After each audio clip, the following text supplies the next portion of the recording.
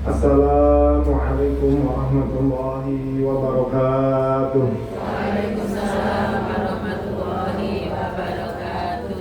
Alhamdulillahirabbil alamin wa bihi nasta'inu ala umuri dunya waddin. Asyhadu an la ilaha illallah wahdahu la syarika lah wa asyhadu anna sayyidana Muhammadan abduhu wa rasuluhu shalawatu rabbi wa taslimatuhu alaihi wa ala alihi wa ashabihi wa man tabi'ahum bi ihsan ila yaumiddin.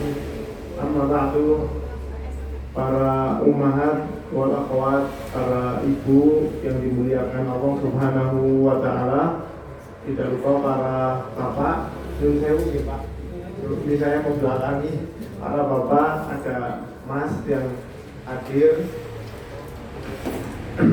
di pagi yang penuh dengan keberkahan ini. Mari sama-sama kita bersyukur kepada Allah Subhanahu wa taala yang pagi ini alhamdulillah kita masih diberikan taufik hidayahnya untuk melakukan ketaatan. Karena tidak semua orang yang tahu ketaatan, Allah berikan kesempatan untuk beramal. Seperti saat kita baca kisah Nabi Adam alaihi salam, saat pertama kali diciptakan, lalu Allah perintahkan malaikat dan jin untuk sujud. Tapi ternyata yang Allah berikan hidayah, taufik hidayah untuk mereka mau melakukan sujud hanya malaikat. Karena memang malaikat diciptakan tanpa hawa nafsu, sedangkan jin enggan, aba wastakbar, enggan, sombong, kemudian tidak mau taat kepada Allah Subhanahu wa taala.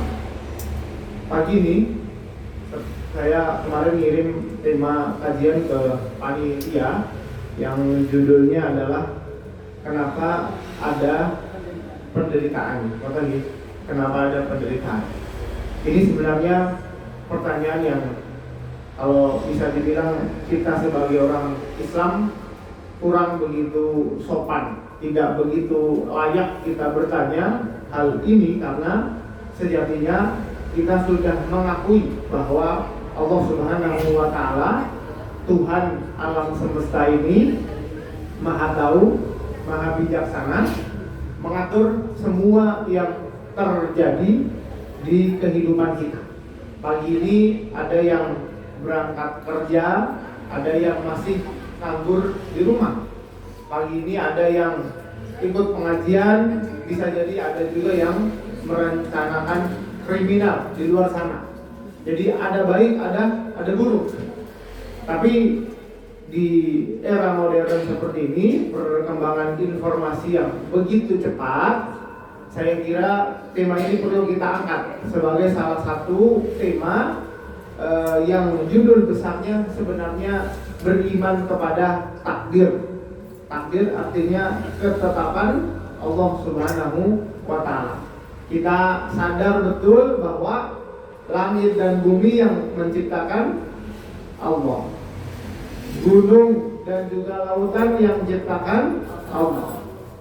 Bukan hanya bentuk materi, benda-benda besar langit dan bumi termasuk seluruh makhluk manusia, jin, malaikat dan juga binatang, tapi semua perbuatan, semua kejadian tidak mungkin terjadi kecuali Allah Subhanahu wa taala yang menghendaki. Artinya Allah menghendaki, artinya Allah menciptakan perbuatan tersebut.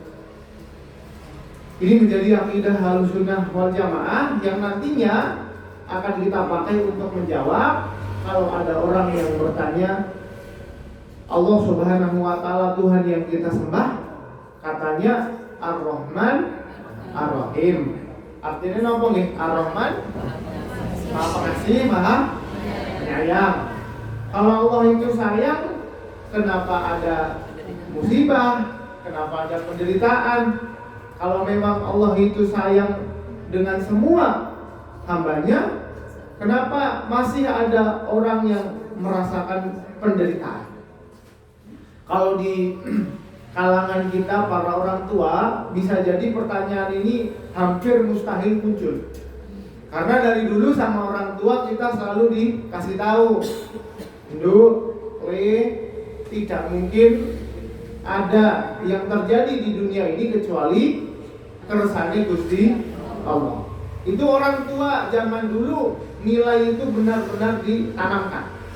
Hari ini anak-anak kita yang kadang juga tidak punya pengajian seperti panjenengan, tidak punya wirid baca Quran seperti orang tuanya, yang jarang ketemu dengan para yai dan alim ulama, mereka lebih banyak mengkonsumsi informasi di media sosial tanpa tahu apa yang mereka baca, mereka dengar, lihat videonya itu adalah berasal dari siapa. Nggak ngerti mereka dari siapa, cuman kelihatan cocok aja diterima. Kayaknya bener nih, udah diterima. Jadi semuanya, padahal media sosial isinya adalah opini. Opini itu maksudnya relatif gitu loh. Orang bilang di media sosial katanya bakso sebelah sini enak. Giliran kita datang coba sampai sana, alah biasa aja, masih enakan bakso di sebelah sana gitu. Jadi memang media sosial itu isinya bukanlah kajian ilmiah, pendapat yang objektif berbasis data, argumentasi, kesimpulan yang wajib diterima, bukan. Itu tempatnya di sekolahan, di sekolah, di tempat kuliah, di tempat pengajian, ya, di seminar ilmiah. Tapi kalau kita lihat di media sosial, sifatnya adalah subjektif, opini pribadi, dan seringkali atau bisa saya katakan media sosial itu sifatnya manipulatif.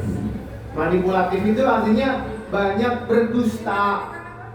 Misalkan Instagram aja atau WA sekarang kalau mau ngupload status udah ada fitur filter. Jadi yang sebelumnya agak putih bisa dibuat agak coklat.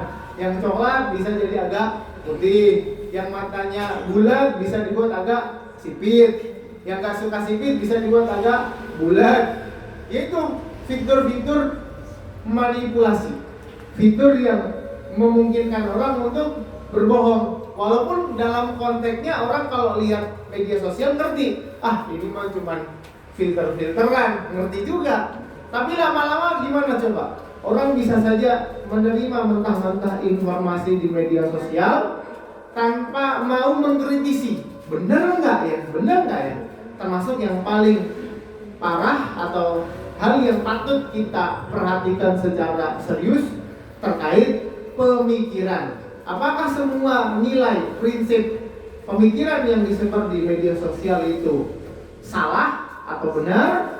Maka ukurannya harus kita lihat sesuai Quran atau enggak. Disinilah pentingnya pengajian. Maka orang tua kita dulu saat dari dulu pengajian, ada yang selapanan, ada yang bulanan, ada yang pekanan.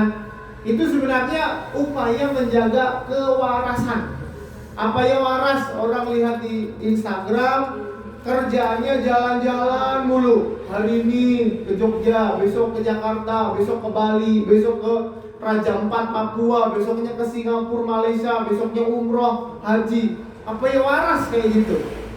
Gak masuk akal. Kecuali memang dianya buka jasa travel dan umroh. Emang itu kerjaannya. Tapi kan hari ini orang lihat enaknya doang. Enak ya gitu. Padahal orang waktu lagi ngambil video buat postingan, mereka sedang jualan. Mereka itu lagi melaksanakan SOP marketing. Gimana caranya orang tertarik, akhirnya daftar ikut biro perjalanan mereka. Dan itu nggak ada salahnya. Salahnya mereka yang lihat informasi itu sebagai sebuah keharusan hidup. Wah kok penak ya guys, bapak ibu suami istrinya jalan-jalan terus. Lihat suaminya pedagang kaki lima, hidupnya bahagia, jajannya bahagia. Cuman karena tertipu dengan dusta yang ada di Instagram, status WA, jadi rasanya kok nelongso. Padahal ya bahagia. Siapa yang buat jadi tidak bahagia, merasa kaya hidupnya tidak pernah bahagia? Ternyata standar media sosial. Lah bedanya apa orang tua dulu sama anak sekarang? Orang tua dulu itu ketemu Android, ketemu Instagram saat mereka sudah tuntas belajar. Kan kita ketemu HP usia SMA, usia kuliah, bahkan kita punya anak cucu baru ketemu yang namanya Facebook, Instagram. Anak kita, cucu kita itu lahir bisa jadi ibunya sibuk masak karena nangis, ya udah dikasih dah HP-nya. Dari kecil udah pegang TikTok dan Instagram. Jadi jangan heran kalau misalkan ada perbedaan etika, akhlak, kemudian nilai-nilai prinsip yang cenderung berbeda antara orang tua dulu dengan anak muda sekarang. Bukan terus melarang 100% penggunaan internet, HP, dan media sosial, tapi kita harus lebih aware. Kita harus sadar nih, dampaknya ini anak kalau konsumsi dosis Instagramnya berlebihan daripada dosis wirid, baca Quran, sholat, pengajiannya, dampaknya apa nih? Itu yang harus kita seimbangi. Dan tema yang saya bahas di pengajian ini, kenapa ada yang menderita, kenapa masih ada penderitaan, padahal kita meyakini bahwa Allah itu Maha Pengasih dan Maha Penyayang. Itu bagian dari sebenarnya akidah orang Islam. Saya waktu baca biografi pahlawan nasional Bapak Muhammad Nadir, Perdana Menteri pertama Negara Republik Kesatuan Indonesia, beliau dulu juga sempat menjabat menjadi ketua penasihat umum pimpinan pusat Muhammadiyah. Beliau perintis Dewan Dakwah Islamiyah Indonesia. Kalau yang senang baca biografi Buya Hamka pasti juga senang baca biografinya Muhammad Nadir. Beliau bilang bahwa sebenarnya masalah terbesar masyarakat kita negara Indonesia itu adalah bodohnya masyarakat terhadap agamanya sendiri. Orang Islam sholat tapi nggak ngerti isi Quran itu apa, sehingga mereka seringkali silau, kaget ketemu londo, kaget, oh kayaknya londo luwih modern. Ketemu orang Singapura, padahal orang tahu sholat. Ketemu orang Cina, Korea, padahal orang kudungan. Rasanya, kok kayaknya enak pamer aurat kayak gitu. Padahal kalau kita punya Quran, semua aturan Allah ini isinya kebenaran dan kebahagiaan dunia akhirat. Saya akan mulai dari pertanyaan, kalau Allah itu Maha Penyayang, kenapa masih ada penderitaan? Jawabannya ada 3. Dan dari 3 pertanyaan ini, yang benar cuma 1. Nanti kalau penjelasan saya terlalu cepat, dengan silakan angkat tangan, interupsi ngasih tahu Ustaz cepetan. Karena ini masalah penting. 3 pertanyaan, 3 jawaban dari 1 pertanyaan tadi yang benar cuma 1. Pertama, jawabannya orang-orang ateis, mereka yang tidak mengakui adanya Tuhan. Mereka bilang adanya penderitaan, musibah, ada yang kecelakaan, ada yang sakit. Kemarin yang viral ada pondok pesantren bangunannya ambruk. Itu kan menderita, banyak yang mati, banyak yang terkubur. Innalillah. Tapi saat orang ateis melihat musibah, penderitaan itu, justru mereka jadikan itu alasan. Tuh kan, kalian bilang Tuhan kalian penyayang. Buktinya banyak yang masih kena musibah, menderita. Karena banyak yang menderita, banyak musibah, itu buktinya Tuhan itu nggak ada. Cuman jawaban pertama ini memang muncul dari orang-orang yang memang dasarnya tidak percaya Tuhan. Dan banyak sekali kajian yang bahas, atau kita lihat Al-Quran itu 13 tahun turun di Mekah, ada 86 deh, sekitar 80-an surat dari 141 surat di Al-Quran itu bicara atau membantah argumentasi orang-orang musyrik dan ateis yang nggak percaya adanya Tuhan. Jadi suruh mikir.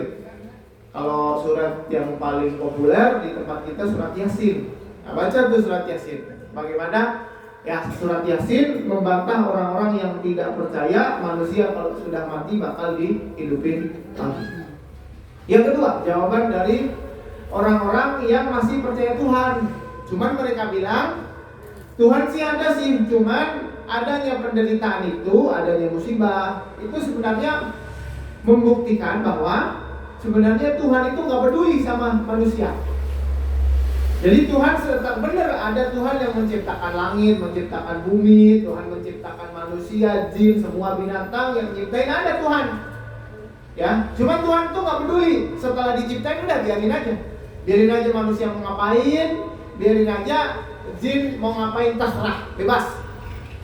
Dan dampak dari pemahaman ini, pada akhirnya mereka akan menolak adanya nabi dan rasul. Mereka nggak akan percaya karena diutusnya nabi itu bagian dari perhatian Allah Subhanahu wa taala kepada manusia.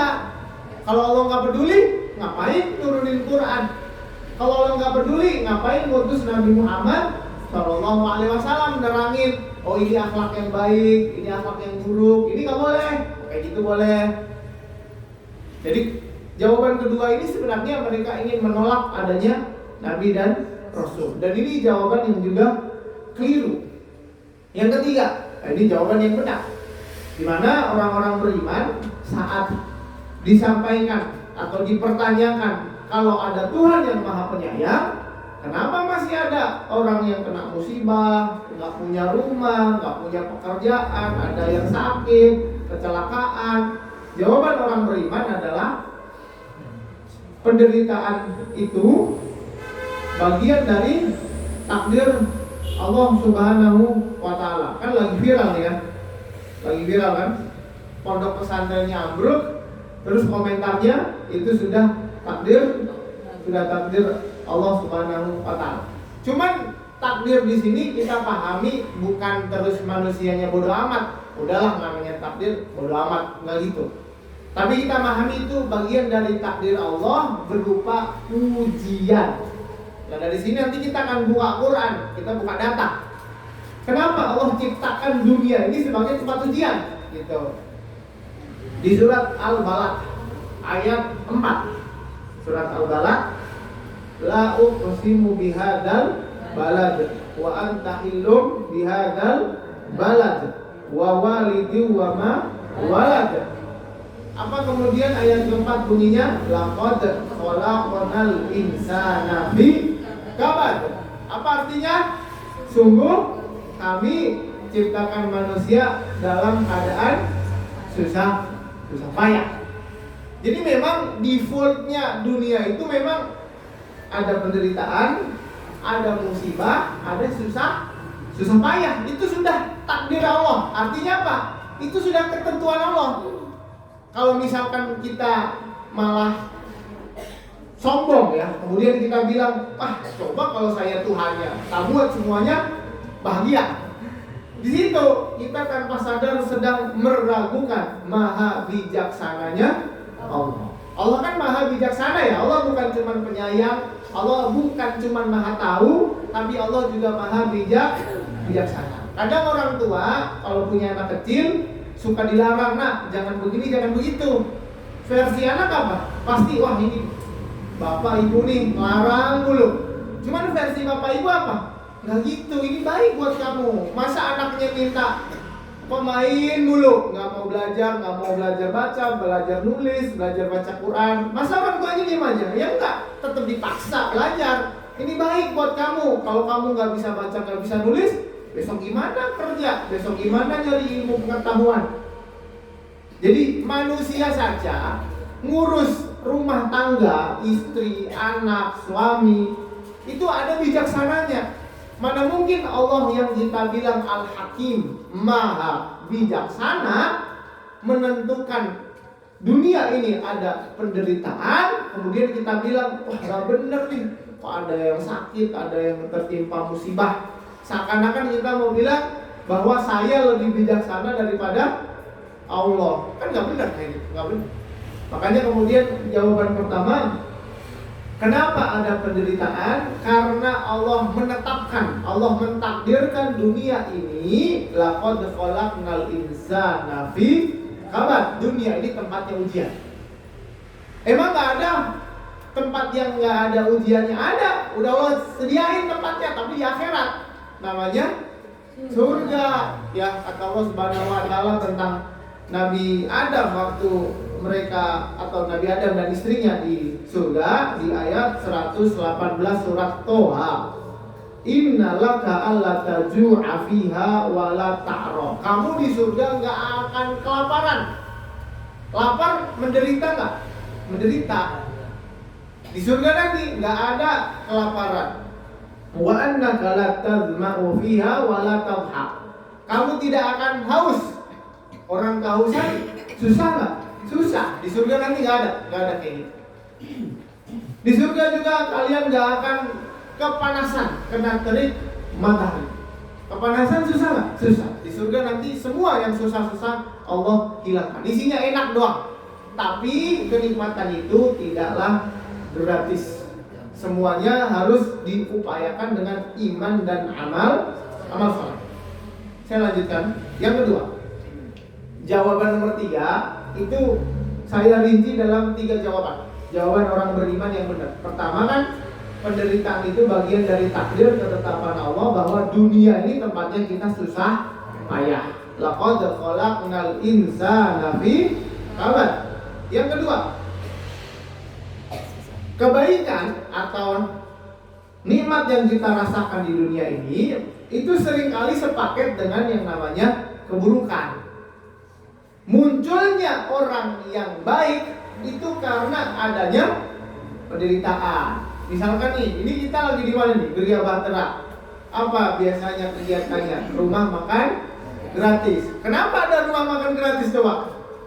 Karena ada orang yang menderita, bahkan untuk mencukupi kebutuhan pokoknya saja dia nggak punya duit. Muncullah gerakan sosial, yuk kita bagi-bagi makanan gratis biar semua orang merasakan nikmatnya bisa makan. Kalau seandainya dunia ini nggak ada penderitaan, semua orang bisa makan gitu. RMG sepi apa rame? Sepi mah nggak ada. RMG ngapain buat RMG? Ngapain buat Geria Bahtera? Buang-buang waktu, buang-buang duit, buang-buang tenaga. Jadi munculnya orang baik itu justru karena adanya penderitaan. Kalau penderitaan nggak ada, sabar mah nggak ada sabar. Ngapain sabar, semuanya oke-oke aja. Sabar itu kan muncul kalau orang lagi kena musibah. Ya nggak, di surat Al-Baqarah kita tahu orang-orang beriman saat tertimpa musibah ayat 156. Alladzina idza asabathum musibatun qalu inna lillahi wa inna ilaihi raji'un. Sabar, sadar kemudian bahwa ini bagian dari ketetapan Allah dan pasti ada hikmahnya. Kita ngerti nggak ngerti, pokoknya pasti ada hikmahnya. Dan seringkali musibah itu yang lebih sadar hikmahnya itu orang yang nggak kena musibah. Misalkan ada orang yang kelaparan, apa hikmahnya orang itu lapar? Hikmahnya orang yang punya banyak duit dan kenyang, wah alhamdulillah nikmatnya ternyata bisa kenyang. Ada orang yang kelaparan, orang sakit, kecelakaan, siapa yang bisa ngambil hikmahnya? Ya orang sehat. Wah alhamdulillah yang masih sehat. Gimana itu rasanya orang sakit, nggak enaknya, menderitanya. Jadi hikmah itu tidak harus dirasakan oleh sahibul musibah. Hikmah itu bahkan akan sangat tampak bagi mereka yang melihat orang tertimpa musibah. Dan dari situlah justru muncul orang-orang yang mulia. Muncul orang yang sabar, muncul orang yang kemudian berbagi karena melihat banyak yang butuh makanan dan lain sebagainya. Yang ketiga jawabannya orang-orang beriman. Kenapa ada penderitaan di dunia ini? Jawabannya semua penderitaan itu untuk menghapus dosa dan mengangkat derajat orang beriman. Jadi ada ya manusia yang Allah Subhanahu wa taala takdirkan dia itu di dunia usaha gagal, kerja di PHK, terus nyoba usaha ini usaha itu ditipu orang. Jadi nggak pernah berhasil. Maksudnya sepanjang dia hidup di dunia sampai mati nggak pernah kaya. Pertanyaan saya, orang yang tidak kaya, maksudnya kekurangan, miskin, fakir, musibah bukan? Musibah. Menderita nggak? Menderita. Tapi bisa jadi Allah Subhanahu wa taala tetapkan hal itu sebagai penderitaan baginya untuk nanti di akhirat Allah angkat derajatnya. Oke, ini sesuai apa yang saya harapkan. Satu pertanyaan, 3 jawaban, hanya satu yang benar. Satunya kita rinci dengan 3 jawaban tadi. 1 di dunia tempat ujian. 2, ya penderitaan itu menghasilkan atau menghadirkan orang-orang yang baik. Yang ketiga, penderitaan itu akan mengangkat derajat, menghapus dosa mereka yang beriman. Dan saya ingatkan lagi bahwa yang namanya kebaikan tidak mungkin muncul seringkali kecuali pasti ada keburukan. Contohnya kayak gini, rumah makan gratis ini baik gak? Baik. Kenapa rumah makan gratis muncul? Karena ada yang menderita kelaparan. Terus muncullah program sosial, yuk kita bagi-bagi makanan. Oke, sisa waktunya saya mau ngajak panjenengan untuk lihat surat Al-Balad yang tadi kita baca ayat keempatnya. Laqad khalaqnal insana fi kabad. Kenapa saya perlu ngajak panjenengan untuk lihat Quran? Nggak cuma dengerin materi dari saya, karena ini yang namanya para pemateri penceramah, mereka bisa saja menyusun materinya dari berbagai sumber rujukan, literasi, referensi yang mereka punya. Tapi untuk orang-orang yang di rumahnya hanya punya Quran, mereka kemudian jadi bingung kalau setiap kali ketemu masalah, di mana nih cari solusinya? Di sini saya ingin ngajak panjenengan bahwa saat Nabi SAW diutus, zaman waktu itu zaman rusak, sangat rusak, makanya disebut zaman jahiliyah. Allah Subhanahu wa Ta'ala nggak ngasih banyak buku, banyak kitab. Allah hanya ngasih satu kitab suci, yaitu Al-Quran. Jadi harusnya semua yang dibutuhkan umat Nabi Muhammad dari zaman dulu sampai besok hari kiamat udah ada dalam Al-Quran. Cuma sekarang giliran kita, gimana caranya tiap kali kita baca Quran itu, pertama minimal ngerti artinya secara umum, kemudian mengambil inspirasi atau istilahnya tadabbur. Gimana kita tadabburi, mengaktualisasi yang relate buat kehidupan saya, apa ya yang cocok banget nih buat saya. Makanya setiap kali ada materi, saya upayakan untuk mengikatnya dengan Quran. Kalau panjenengan di rumah itu punya masalah yang serupa, buka Quran, baca surat yang kita singgung, insya Allah akan menemukan solusi dari Allah Subhanahu wa Ta'ala. Oke, mulai. Panjenengan kalau yang bawa Quran sambil dibuka silahkan. Kalau yang bawa HP, terus ada aplikasi Androidnya, dibuka biar sambil meneliti bagaimana Al-Quran ini turun. Itu untuk memberikan pegangan kepada seluruh umat manusia agar menjadi orang yang bertakwa. Jangan sampai wiridan kita scroll Instagram lebih banyak daripada wiridan kita baca Quran. Kalau orang tua saya masih tenang lah, karena orang tua itu panutan. Saya sering lihat orang tua itu kemana-mana bawa Quran, giliran lagi longgar baca-baca, itu sering banget.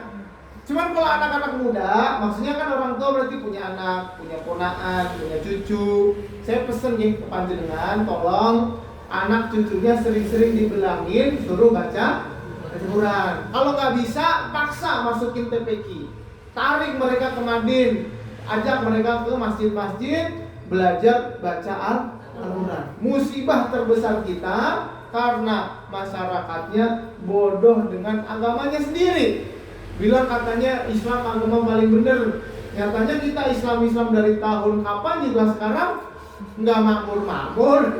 Ya jangan salahin Islamnya dong, salahin kitanya. Seberapa persen ya kita paham Islam gitu. Ini Quran ada 114 surat nih. Kemudian kita tanya aja diri kita, dari 114 surat saya sering baca berapa surat ya? Apa jangan-jangan tiap kali sholat cuman menkulu aja? Ya kulu gak apa-apa. Cuman setelah itu pertanyaannya, dari 114 surat itu kita paham berapa persen ya? Jangan-jangan 1% aja kagak? Enggak, 1 surat pun kita gak paham isi Quran. Nah kapan mau maju kayak gini sama orang Islam? Sama kitab sucinya aja kagak ngerti, gimana mau ngaku-ngaku Islam? Walaupun orang Islam gak disyaratin ya, syarat masuk Islam harus paham Quran 30 juz. Susah banget gitu mah. Nanti banyak yang gak lulus pasti. Cara masuk Islam gampang banget, syahadat aja. Asyhadu alla ilaha illallah, syahadat gampang banget. Cuman setelah itu kita dituntut untuk jadi khalifah, baca kitab suci, mengelola bumi, biar semua merasakan adil, makmur dan sejahtera. Surat Al-Balad ini surat yang ke-90. Kan tadi saya bilang satu Quran ada 114 surat. Teman-teman juga udah tahu ya. Ayatnya di surat Al-Balad ada 20 ayat. Surat Al-Balad ini masuk kategori surat pendek. Jadi kitab suci selain Al-Quran ada Taurat, ada Zabur, ada Injil, ada Suhuf Ibrahim, ada Suhuf Musa, terus ada Quran, gitu ya. Di kitab Taurat itu ada surat panjang-panjang. Di Quran juga ada surat-surat panjang, Al-Baqarah, Ali Imran, An-Nisa, Al-Maidah sampai nanti At-Taubah. Di Az-Zabur itu ada surat-surat yang jumlah ayatnya seratusan gitu. Nah itu nanti kayak surat Yusuf, surat Hud ya, ayatnya seratusan lebih. Terus nanti di Injil ada surat-surat yang ayatnya itu kurang dari 100. Pokoknya lebih sedikit dari 100. Di Quran juga ada ayat-ayat yang kurang dari 100, kayak surat Al-Anfal itu kurang dari 100. Nah, satu-satunya kitab suci yang isinya ada surat pendeknya itu hanya Al-Quran. Jadi kitab suci sebelumnya belum ada surat pendek gitu. Jadi ya lumrah saja kalau orang Islam itu senang surat pendek. Benar itu. Karena memang surat pendek itu jadi spesialisnya Al-Quran. Nah yang menarik, Nabi SAW pernah bersabda bahwa sesungguhnya dalam setiap perkara itu selalu ada intisarinya, selalu ada ringkasannya. Misalkan panjenengan kalau punya buku, terus habis baca buku ditanya sama temennya, buku itu ringkasnya gimana sih gitu. Al-Quran itu juga ada ringkasannya. Dan ringkasan Al-Quran itu ada pada surat pendeknya. Surat pendek itu apa? Dari surat Qaf sampai surat An-Nas, itu surat pendek. Jadi bukan cuma juz amma ya, bukan cuma juz Tabarok, tapi dari surat Qaf sampai surat An-Nas, itu semua surat pendek. Dan surat pendek itu isinya adalah intisari, ringkasan isi Al-Quran semuanya. Lah waktu kita baca surat Al-Balad, ini termasuk surat pendek nih, dan isinya merupakan bagian dari ringkasan Al-Quran.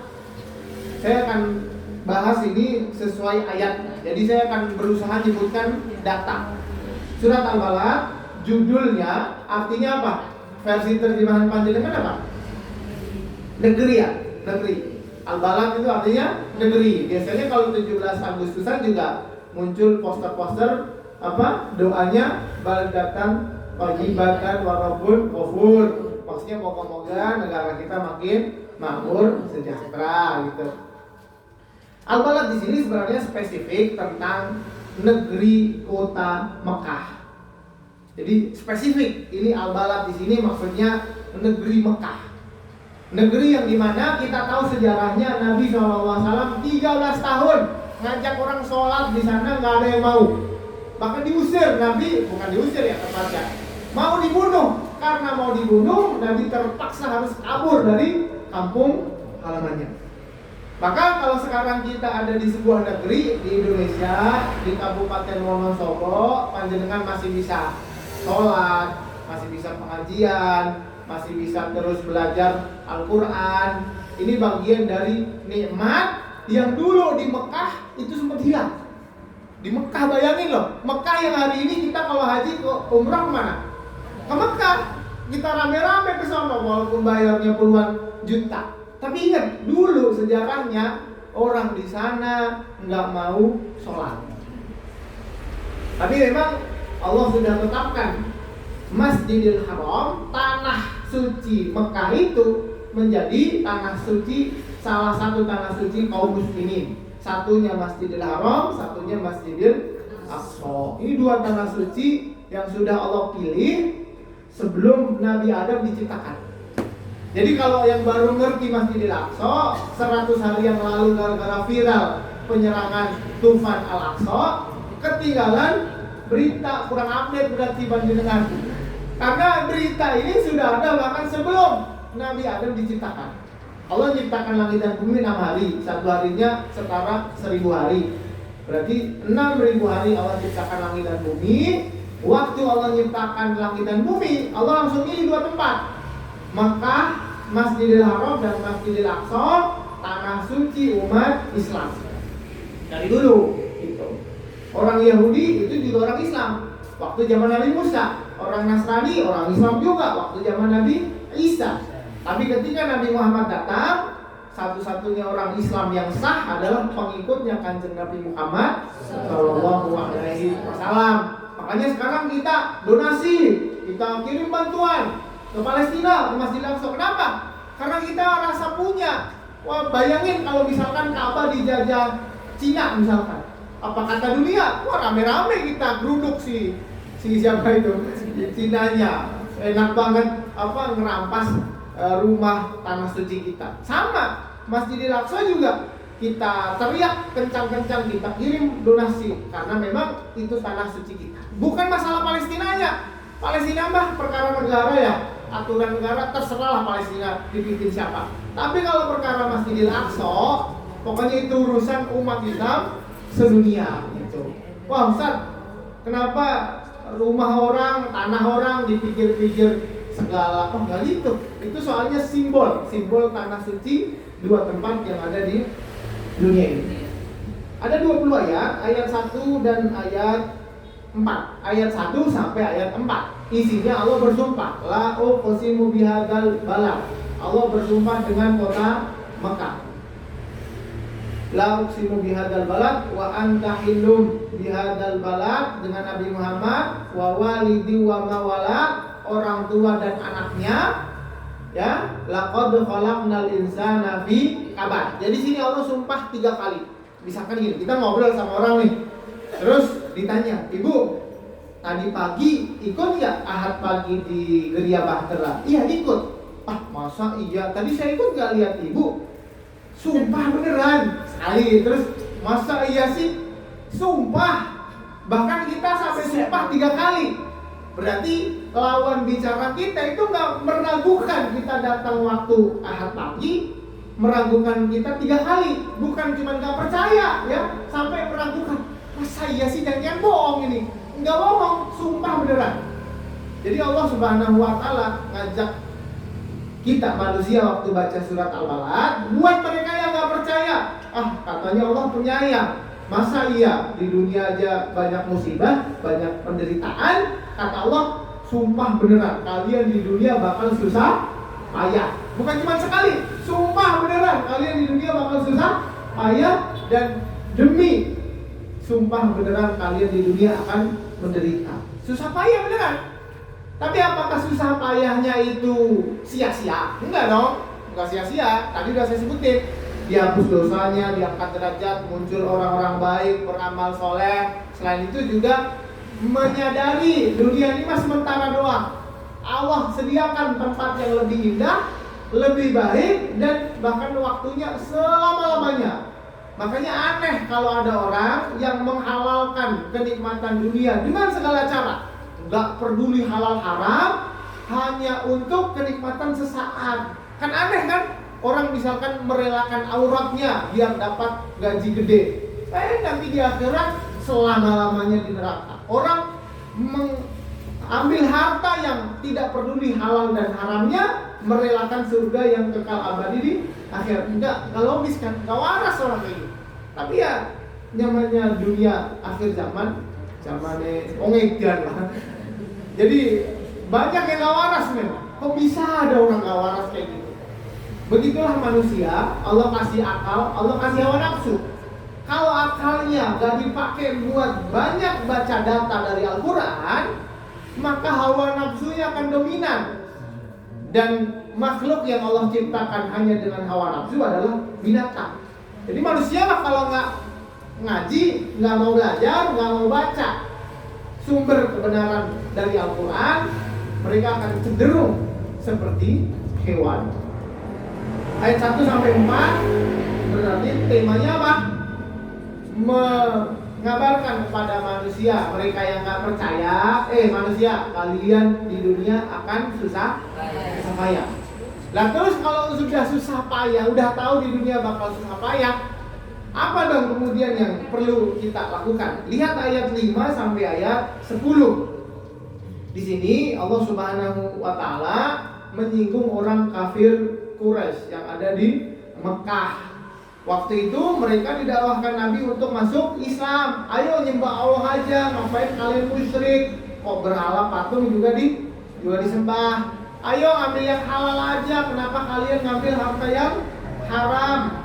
Jadi ada orang di dunia ini sudah susah payah, nyari duit susah, hidup di dunia susah, kadang juga hubungan sama manusia yang lain juga kadang susah, tapi kesusahannya itu tidak membuahkan hasil di akhirat.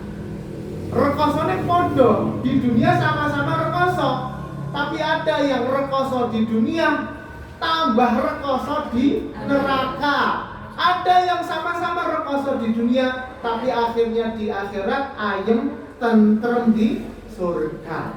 Jadi Allah mengabarkan di dunia itu ada manusia yang senajan rekoso, tapi dia ingin atau tidak sadar dengan nanti di akhirat dia menggadaikan kenikmatan sesaat di dunia dengan neraka jahanam. Kita baca ayatnya 5 sampai 10. Singkat saja ayat 5. Ayahsabu alla yaqdiru alaihi ahad yaqulu ahlaktu malal lubada. Orang Quraisy lupa mereka punya jabatan, mereka punya harta, apa mereka kira tidak ada yang berkuasa atas mereka? Dikiranya sudah jadi pejabat, jadi presiden, jadi wakil presiden seenaknya gitu. Kemudian halal haram ditabrak aja udah jadi menteri DPR. Kan biasanya orang karena jabatannya, makanya saya sebut pejabat, ya. Tapi bukan hanya jabatan, ada juga yang karena duit, ya. Nggak jabat, duitnya banyak, mentang-mentang duitnya banyak udah nggak mau sholat, mentang-mentang duitnya banyak udah nggak mau nutup aurat. Kata Allah, ayahsabu alla yaqdiru alaihi ahad. Dikiranya nggak ada yang bisa ngubah kayanya jadi miskin.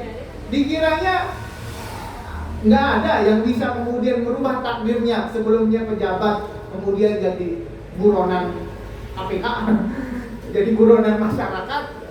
Jadi luar biasa, di atas langit masih ada langit, di atasnya pejabat dan presiden yang kita bilang sebagai penguasa negara ini masih ada Allah Subhanahu wa taala yang mengatur dunia ini. Allah tidak pernah tidur. Gusti Allah mboten yaqulu ayahsabu alam yarahu ahad. Apakah mereka kira Allah tidak melihat apa yang mereka lakukan?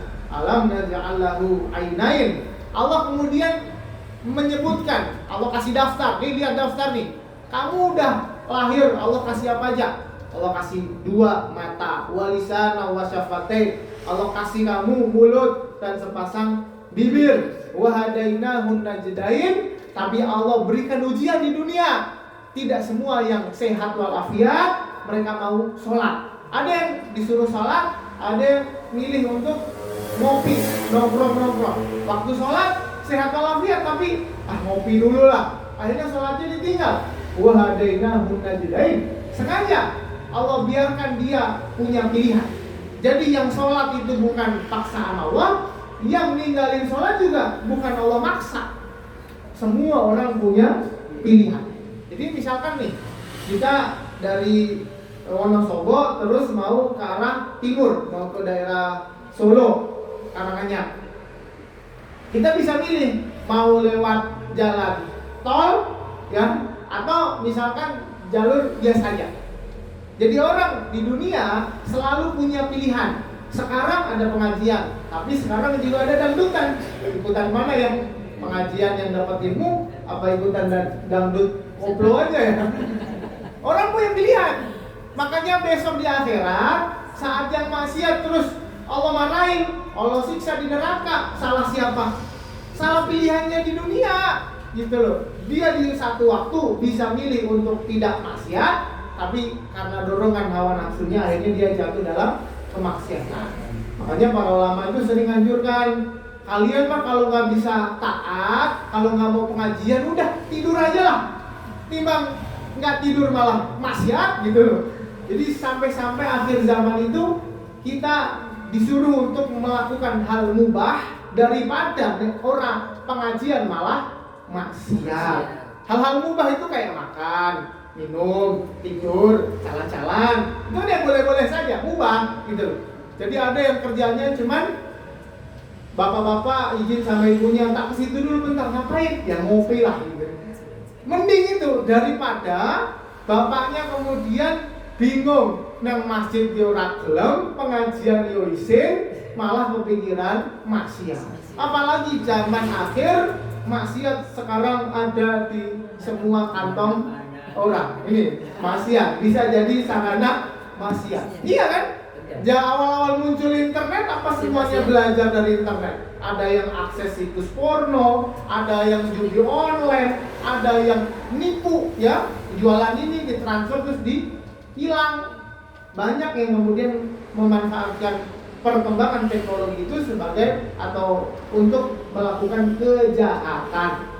Jadi lah modern gimana perkembangan teknologi mah nggak buat orang Islam berubah gitu loh. Jangan sampai gara-gara perkembangan teknologi hari ini kita jadi silau. Wah, sekarang sudah ada AI, ada otak buatan, ada robot. Wah, teknologi makin canggih. Ya nggak perlu gini, tinggal pencet langsung jadi. Kemudian anak-anak kita suruh belajar teknologi biar melu pinter, biar pekerjaannya mapan, biar hidupnya makmur. Lupa kita bahwa teknologi yang begitu modern tidak menjamin manusia itu makin beretika. Emang kalau orang sudah punya HP 20 juta langsung rajin sholat? Ya ora, malah ora tahu sholat gara-gara nyekeli HP terus. Memang kalau pejabatnya udah dikasih fasilitas modern yang begitu canggih, mereka terus ora korupsi, ya ora, ya korupsi tetap baik. Dasarnya maling, walaupun jadi pejabat ya tetap maling. Makanya pendidikan ideologi agama jadi penting. Loh, terus yang buat manusia jadi baik, punya etika, punya moral, tahu ini baik, ini buruk itu apa? Agama. Makanya kalau agama kemudian dihilangkan dari pelajaran anak-anak kita, atau kita orang tua malah silau dengan perkembangan teknologi, terus malah wis ora apa-apa, ora iso ngaji kan ora wajib sih. Tapi nek misalkan ora iso komputer, ora iso internet, ketinggalan zaman, wah kleru itu, kleru. Justru nanti perkembangan teknologi itu akan merusak manusia. Dari dulu kaum muslimin, bahasanya mungkin saya agak anti mainstream lah ini. Dari dulu kaum muslimin itu ketinggalan zaman. Maksudnya ketinggalan zaman apa? Ini bukan berarti saya bilang orang Islam nggak usah belajar teknologi, ya bukan. Dalam pandangan syariat, orang yang belajar tafsir dengan belajar ilmu sains, hukumnya sama-sama fardu kifayah. Nggak ada yang lebih mulia. Yang keliru itu kalau orang belajar tafsir neng ora sholat, belajar fardu kifayah, ninggalkan fardu ain. Orang belajar sains teknologi neng ora sholat, ya keliru gitu loh.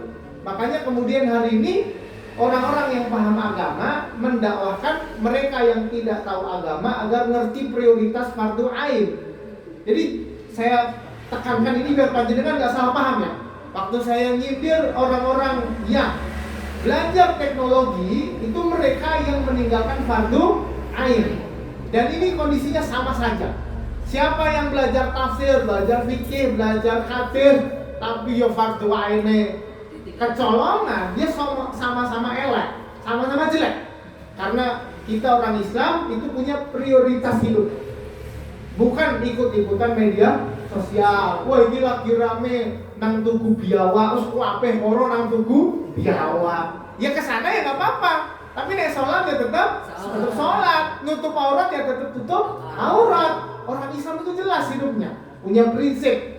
Makanya ketika anak-anak kita justru nggak kenal Islam, nggak tahu maca Quran, sangat disayangkan. Dari situ nanti bakal muncul masalah. Perasaan anakku tak sekolah ke dhuwur-dhuwur, sekolah perasaan yo internasional, bayar yo larang, kok bali-bali nang omah kok malah orang tahu sungkem kalau bapak ibu saya percuma.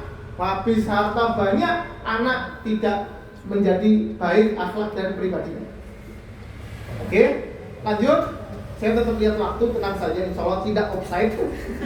Ayat 11 sampai ayat 16. Di sini Allah Subhanahu wa Ta'ala menyebutkan kejadian hari kiamat. Kan surat Al-Balad ada 20 ayat. Tadi saya udah bahas ayat 1 sampai 4 bicara tentang di dunia ini tempatnya susah. Ya. Ayat 5 sampai ayat 10 menceritakan tentang orang kafir Quraisy dulu. Zaman biyen ki ono orang yang tertipu dengan susah payahnya dunia. Golek duit ki ya susah payah, nyalon DPR ya susah payah, jadi presiden ya susah payah. Tapi apa yang susah payah itu ora sholat, ya malah keliru. Malah justru nanti akan mencelakakan mereka seperti orang kafir Quraisy. Ra gelem iman, gak mau ikut agamanya Nabi Muhammad sallallahu alaihi wasallam. Ayat 11 bunyinya, fala kota amal aqobah, tetapi dia tidak menempuh jalan yang mendaki dan suka. Wa ma adraka amal aqobah, tahukah kamu apa ya jalan yang susah itu? Fakku raqabah, membebaskan budak. Jalan susah yang diterjemahkan dalam bahasa Indonesia di sini maksudnya amal soleh. Wes ngerti nang dunya iki uripe rekoso, ora gelem ngamal. Wah, itu malah akan membuat Anda semakin rekoso nang akhirat. Sudah tahu di dunia ini rekoso, sak sugih-sugih manusia di dunia insya Allah tetap rekoso. Wes tetap, nek mau minum ya tetap harus nyekel gelas, HP pinggirnya. Nek mau belanja nang pasar ya kudu nang warung, harus beli.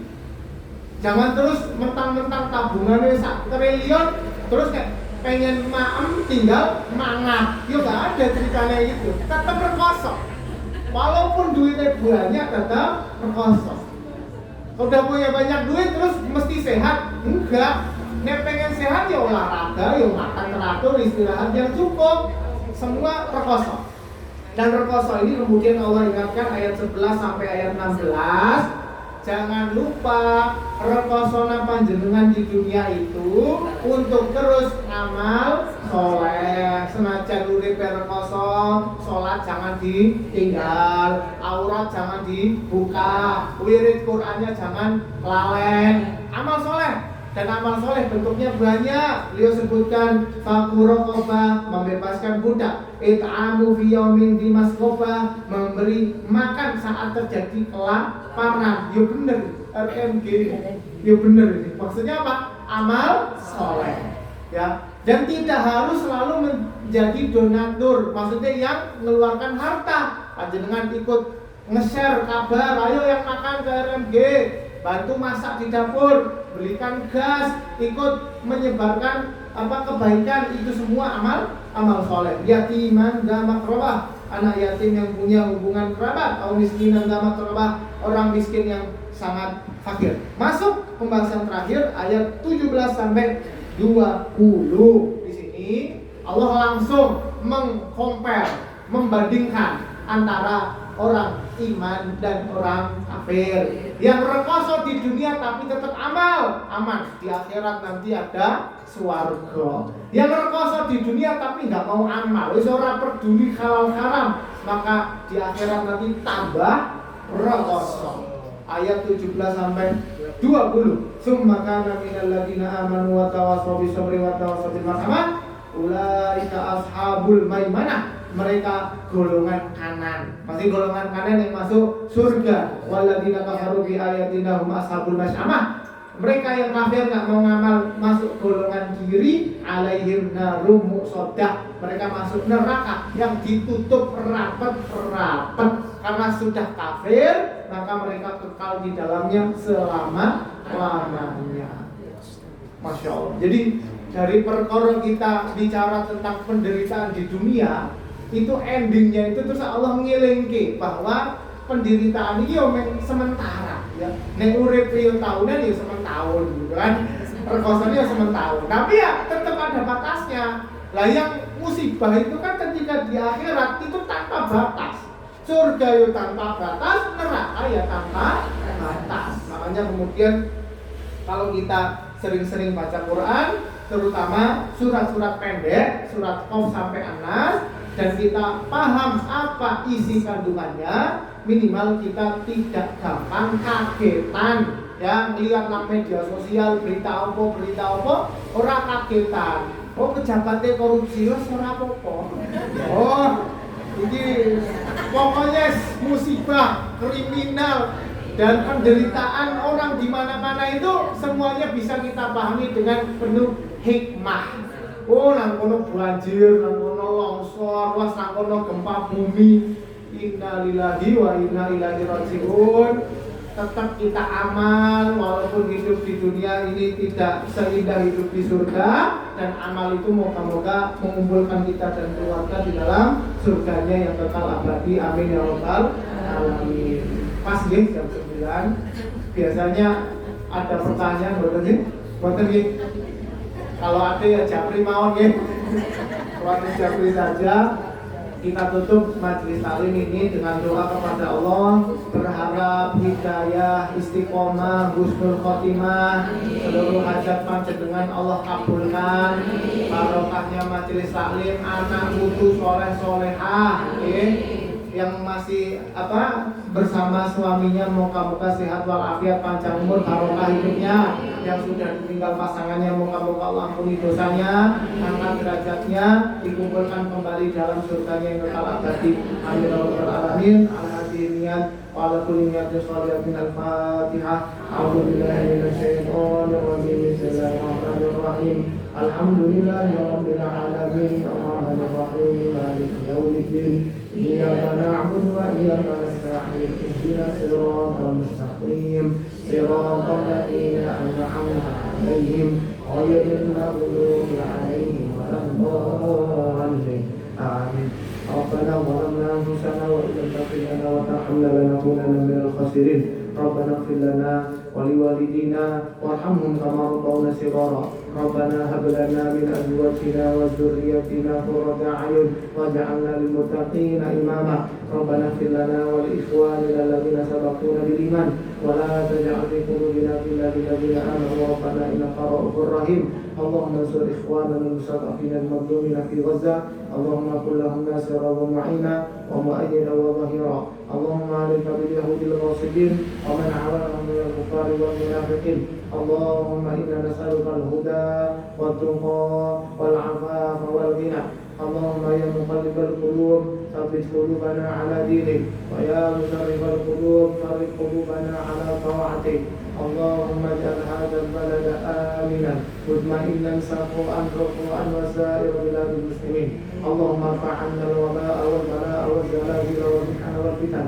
ma dhahara minha wa ma batan min baladina hadha khassah wa min sa'iri biladil muslimin. Rabbana atina fid dunya hasanah wa fil akhirati hasanah wa qina adzaban nar. Wa sallallahu wa sallam ala nabiyyina Muhammad wa ala alihi wa sahbihi ajma'in. Walhamdulillahi rabbil alamin. Kurang lebihnya, kalau ada yang kurang berkenan saya mohon maaf yang sebesar-besarnya. Akhirul kalam. Wassalamualaikum warahmatullahi wabarakatuh. Waalaikumsalam.